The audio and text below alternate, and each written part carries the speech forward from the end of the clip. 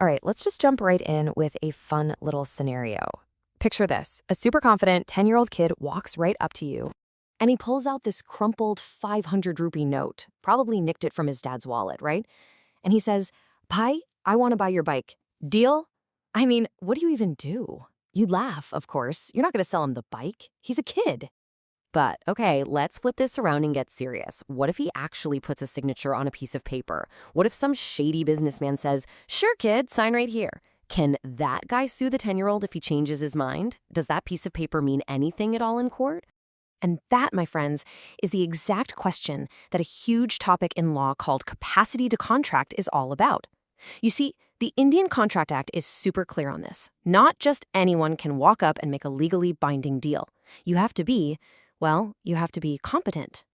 So let's open up the rulebook. Now, for all you CA Foundation students out there, get your highlighters ready.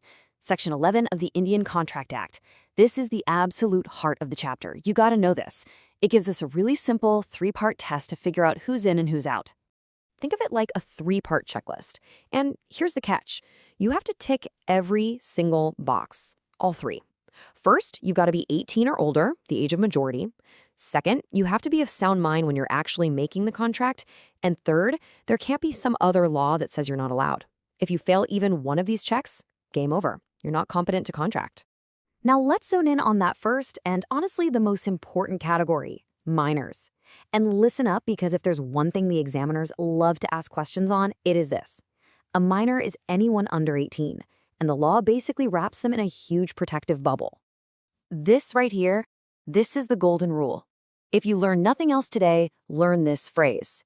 An agreement with a minor is void ab initio. It's Latin, and it means void from the very beginning. This is so important. It's not just broken or invalid, it's like it never even existed. It's a legal ghost. Now, here's a classic trap that students fall into, so let's be super clear.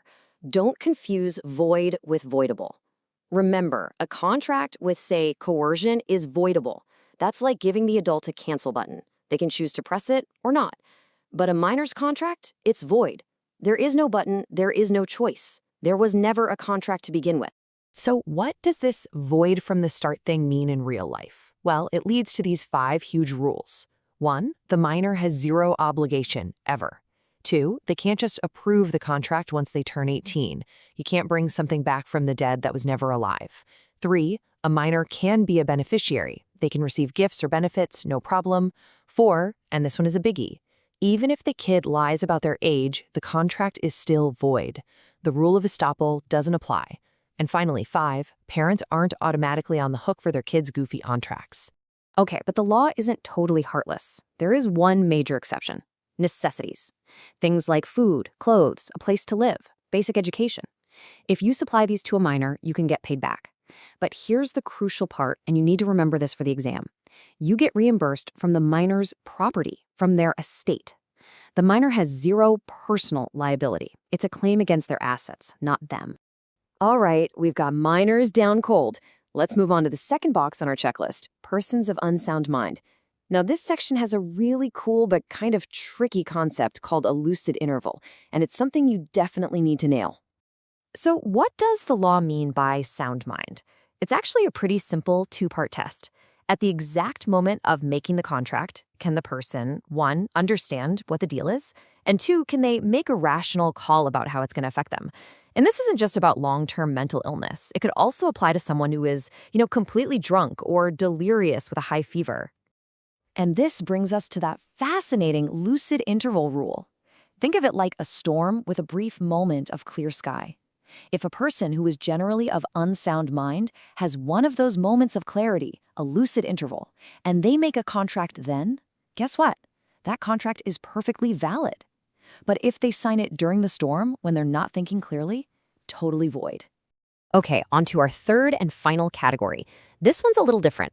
We're talking about people who are usually adults, usually of sound mind, but some other specific law steps in and says, no, sorry, you can't make a contract right now. So who's on this list? Well, you've got an alien enemy that's a citizen of a country we're at war with. Make sense? You have foreign sovereigns and ambassadors who have diplomatic immunity, convicts, but only while they're serving their sentence, people who are insolvent until they're discharged, and even corporations if they try to do something outside their official purpose. Those are called ultra-vires acts. So there you have it, the 3 types of people who lack the capacity to contract. Now let's zoom out, pull it all together for a quick revision, and really understand why this law exists in the first place. This is your ultimate exam summary right here. Okay, you might want to screenshot this. This is your cheat sheet. For a minor, the agreement is void ab initio. The only way out is for necessities, and that's a claim on their estate. For a person of unsound mind, it's void unless it's made during that special lucid interval. Then it's valid. And for a disqualified person, it just depends on the specific law. Simple. So let's bring it all back home. Remember our 10-year-old friend from the beginning? Let's say he's gotten more ambitious. He's not just buying bikes anymore. He's the CEO of Little Genius Enterprises, and he's got business cards and everything. He waltzes into a boardroom, signs a massive multi-million rupee deal. The other party is thrilled. A week later, he gets bored and backs out. The businessman is furious. He sues, and they all end up in court. And you know what the judge does? He just looks at this grown man, sighs, and says, "Sir, he's 10 years old. What on earth were you thinking?" Case dismissed. And that's really the whole point, isn't it? The story is funny, but the principle is deep. The law is designed to protect people who can't protect themselves. It all boils down to this one beautiful idea.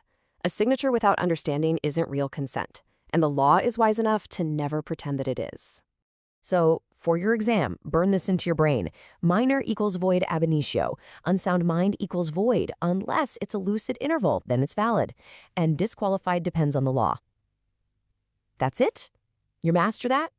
You've mastered this topic. Seriously, the way we just broke this down, starting with a story, finding the one core rule, and then applying it, that's a powerful way to study anything. Take that approach with all your subjects, you're going to do great. All the best, you've totally got this. Hey, if this explainer helps capacity to contract finally click for you, it would mean the world to me if you hit that like button. And make sure you subscribe so you don't miss the next one. And definitely share this with any of your friends who are also prepping for the exams. It helps a ton. See you in the next